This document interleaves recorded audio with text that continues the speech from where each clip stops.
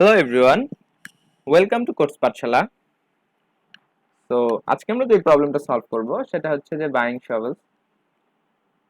তো প্রথমে আমরা প্রবলেমটা পড়ে বোঝার চেষ্টা করব, দেন এটাকে ইমপ্লিমেন্ট করব। Polycarp wants to buy exactly n shovels। তো পলিকাপ n সংখ্যক শভেলস কিনতে চায়, কিন্তু যেটা আমাদের হচ্ছে যে দোকানে দোকানে আমাদের সেই n সংখ্যক শভেলস মানে শভেলস আছে কে টাইপস এর প্যাকেজে, মানে এক্স্যাক্টলি n শভেলস যে আমরা পাবো সেইটা না, সেটা হচ্ছে কে টাইপস এর প্যাকেজে থাকবে। বিষয়টা যদি আমি ক্লিয়ার করি তাহলে হচ্ছে যে যদি আমরা লাইক এখানে 8 আর 7, তো পলিকার্পের দরকার 8, ঠিক আছে। তো পলিকার্পের দরকার 8, বাট সেই দোকানে আছে এই 7 পর্যন্ত প্যাকেজ। সেই প্যাকেজটা কেমন? এই প্যাকেজটা হইতে পারে হচ্ছে যে আমাদের 7 এর এই প্যাকেজটা হইতে পারে যে আমাদের সেখানে 1 2 3 4 5 6 7। তো পলিকার্পের লাগবে 8, সে 8 নাম্বার প্রোডাক্টটা কিনতে আসলো, কিন্তু যেই হচ্ছে যে যেই শপকিপার সে সেই প্রোডাক্টটাকে মানে একই প্রোডাক্ট 8টা লাগবে, বাট শপকিপার সেই প্রোডাক্টটাকে এই 7টা প্যাকেজে বিক্রি করতেছে। সব 7টা প্যাকেজ কেমন? যে সেই প্যাকেজে থাকতে পারে একটা, এক প্যাকেটে একটা, এক প্যাকেটে দুইটা, এক প্যাকেটে তিনটা, এক প্যাকেটে চারটা, পাঁচটা, ছয়টা। তো এই দুইটা দেওয়া থাকবে, এটা হচ্ছে আমাদের কে এন, এন্ড এটা থাকবে আমাদের কে, দুইটা লিমিট আমাদের এক্সাম্পলে দেওয়া থাকবে। এর মধ্যে আমাদেরকে সবচেয়ে মিনিমাম সংখ্যক পলিকার্প কয়টা প্যাকেট নিলে তার এই আমরা তার এনটাকে ফুলফিল করতে পারবো, সেটাই আমাদেরকে বের করে দিতে পারছে, অর্থাৎ হচ্ছে তার প্রোডাক্টটাকে আমাদের ফুলফিল করতে হবে। তো আশা করি আপনারা বিষয়টা বুঝতে পেরেছেন। যেমন হচ্ছে যে n equal to 8 and k equal to 7, the polycarp will buy 2 packages of 4 shovels। তো হচ্ছে যে এখানে যেহেতু 8 নেই, ঠিক আছে, সো 8 থাকলে তো পলিকার্প একটা 8টি কিনে 8টা প্রোডাক্ট আছে এমন প্যাকেটই নিত। তো তাই কি করবে পলিকার্প? পলিকার্প করবে এখানে 4-এর 2টা প্যাকেট কিনে নেবে। তো 4টা প্রোডাক্ট আছে এমন প্যাকেটে 2টা প্যাকেট কিনলে তার কিন্তু হচ্ছে যে সে ফুলফিল করতে পারবে এই 8 কে। তো এইভাবে আসলে পুরো প্রবলেমটা আমাদেরকে জাস্ট এই একটা এক্সাম্পলের জন্য না, আমাদেরকে অনেকগুলো এক্সাম্পলের জন্য একটা অ্যালগরিদম বের করে আনতে হবে। তো বিষয়টা হচ্ছে যে আমি আরেকটু ক্লিয়ার করার জন্য এখান থেকে, তো লাইক আমি যদি এখানে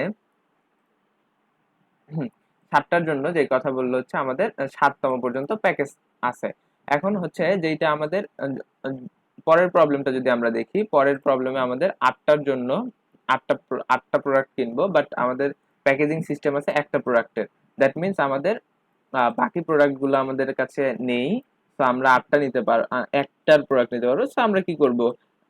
8টা প্যাকেট নেব, ঠিক আছে। একটা প্যাকেট করে 8টা প্যাকেট নিলে কিন্তু আমাদের সেই 8টা প্রোডাক্ট আমরা নিতে পারবো। তো এইভাবে কিন্তু যদি দ্বিতীয় এক্সাম্পলটা দেখি, দেন আমাদের আউটপুট হচ্ছে 8, এবং যেটা বড় তো সেইটার কিন্তু আমাদের হচ্ছে যে এ যেটা থাকবে অর্থাৎ এন যেটা থাকবে সেটাই অ্যান্সার। লাইক হচ্ছে যে বড়র ক্ষেত্রে যদি আমি বলি, তো বড়র ক্ষেত্রে যদি আমি এখানে বড় বা সমান অ্যাকচুয়ালি সেই ক্ষেত্রে, তো বড় বা সমানের ক্ষেত্রে লাইক হচ্ছে যে আমাদের এইখানে প্যাকেজিং সিস্টেম থাকলো 8 পর্যন্ত, ঠিক আছে। আমাদের 8টা প্যাকেটের মাল নিতে হবে এবং সেখানে 8 পর্যন্ত প্যাকেজিং সিস্টেম থাকবে, যেটা হচ্ছে যে এরকম 8। তো তখন আমরা কি করব? তখন কিন্তু আমরা 8 নাম্বার প্রোডাক্টটাকেই হচ্ছে যে বেছে নেব, অর্থাৎ হচ্ছে যে n তম প্রোডাক্টটাকেই বেছে নেব। ওকে।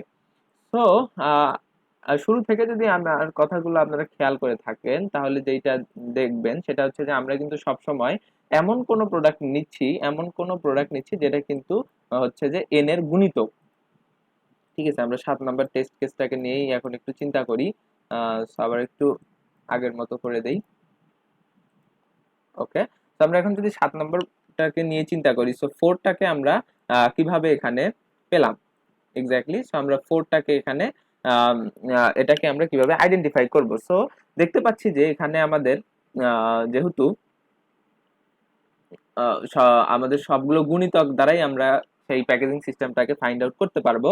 তো আমাদের হচ্ছে আমরা কিন্তু 2ও নিতে পারতাম। সো 2 নিলে আমাদের কিন্তু সেখানে 2 কিন্তু আমাদের অ্যাকচুয়ালি একটু বেশি নেওয়া লাগতো। সো আমাদের কিন্তু 4টা নেওয়া লাগতো। 4টা নিলে কিন্তু আমরা টোটাল 8টার আমাদের প্যাকেটটা মিলতো।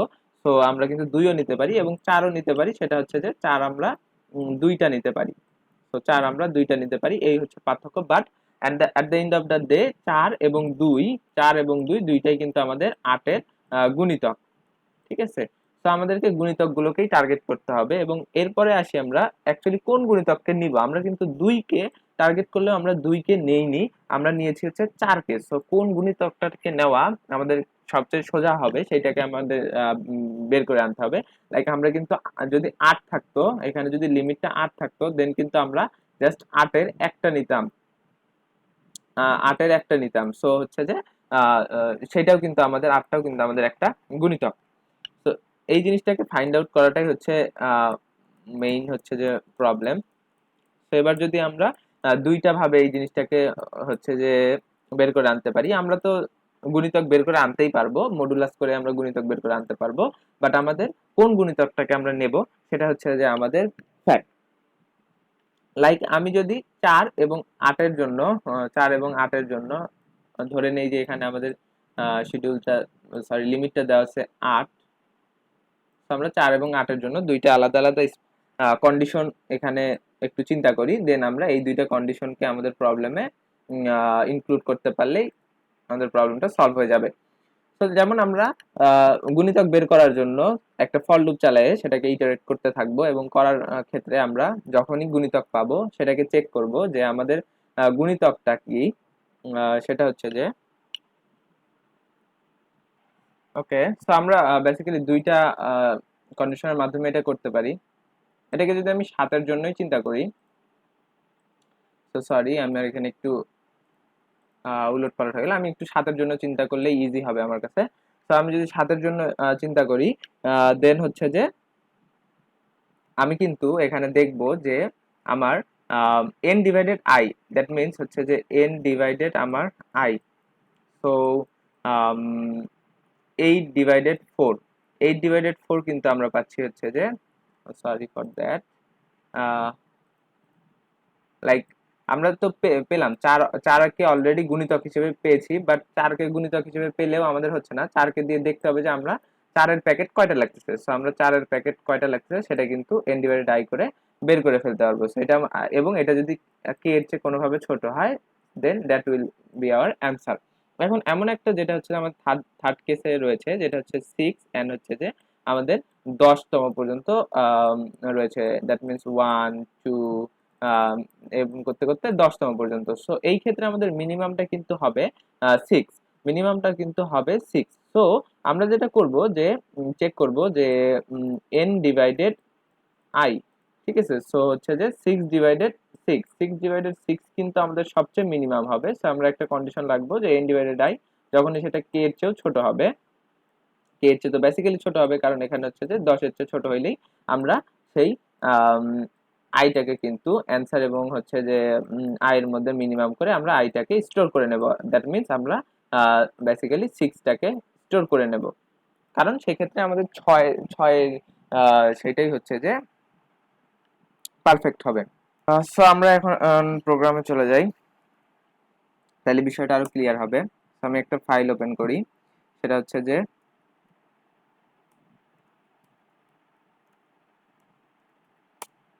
ওকে ওকে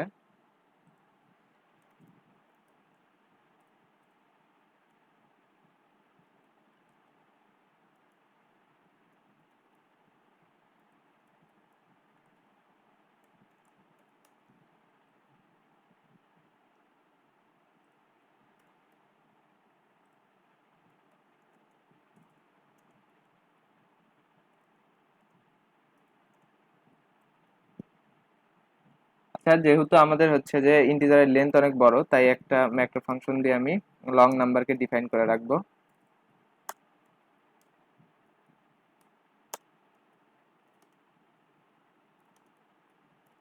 ওকে, আফটার দ্যাট আমরা মেইন ফাংশনে চলে যাব। আমাদের টেস্ট কেস প্রয়োজন হবে।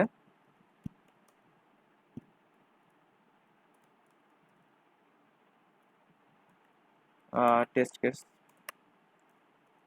এন্ড দেন আমরা n এবং k নামে দুইটা ভেরিয়েবল ডিক্লেয়ার করলাম এবং সেটাকে ইনপুট নিয়ে নিলাম এবং অ্যান্সার স্টোর করার জন্য আমরা একটা আলাদা ভেরিয়েবল নিয়ে নিলাম। ওকে, সো দ্যাটস ইট। এবার আমরা যেটা করব সেটা হচ্ছে যে একটা ফর লুপ চালাবো i equal to 1 i, যেটা যেহেতু আমরা গুণিতক বের করব, তো আমরা সব আমাদের i ইনটু i করলে এই লুপটা আমাদের টাইম লিমিটের কোনো সমস্যা হবে না। i plus plus, and then আমাদের প্রথমেই চেক করতে হবে যে গুণিতক কিনা, কারণ গুণিতক না ছাড়া আমরা কোনো ক্যালকুলেশনেই যেতে পারবো না। তো আমরা বারবার দেখবো যে সেই আইটা কি আমাদের এন এর গুণিতক কিনা। তো গুণিতক যদি হয় সেক্ষেত্রে আমরা চেক করব যে এন ডিভাইডেড আই, যেটা বললাম সেটা হচ্ছে যে এন ডিভাইডেড, প্রথমে আমরা আই কেই চেক করি যে আমাদের আইটা কি কে এর চেয়ে ছোট কিনা। যেমন আমরা আমাদের যদি 4 এর কথা চিন্তা করি, তো 4 কে এর চেয়ে ছোট কিনা। সো 4 কে এর চেয়ে ছোট, দেন আমরা যেটা অ্যান্সারের মধ্যে স্টোর করব সেটা হচ্ছে যে answer minimum of answer comma n divided i, অর্থাৎ আমরা কয়টা 4 নিতে পারি। লাইক 8 এর ক্ষেত্রে আমরা দুইটা 4 নিতে পারি, আর এখানে অ্যান্সারে আমরা n টাকে দিয়ে রাখবো, কারণ হচ্ছে যে অনেক সময় আমাদের n টাই মিনিমাম দেওয়া থাকতে পারে। দেন আমরা চেক করব ইফ n ডিভাইডেড i, তো n ডিভাইডেড i যদি n ডিভাইডেড i যদি k এর চেয়ে ছোট বা সমান হয়, সেক্ষেত্রে আমরা মিনিমাম হিসেবে অ্যান্সার এবং i কে রাখবো, অর্থাৎ যেটা ছোট আমরা সেটাকে ইনপুট নিয়ে নেব। তো এভাবে আমরা আমাদের অ্যান্সারটাকে পেয়ে যাব। এন্ড দেন যদি আমরা আমাদের অ্যান্সারটাকে প্রিন্ট করি, তাহলে আমরা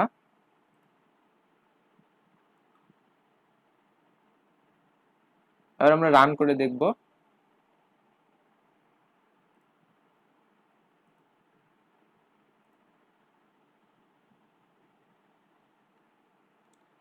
তো যদি আমি দেখি তাহলে ওকে, প্রথম টেস্ট কেসের জন্য আমরা 2 পেয়েছি আউটপুট, সেকেন্ড টেস্ট কেসের জন্য আমরা 8 পেয়েছি, এন্ড থার্ড টেস্ট কেসের জন্য আমরা 1 পেয়েছি। তো আমরা এবার এটাকে কপি করে পেস্ট করে দেব।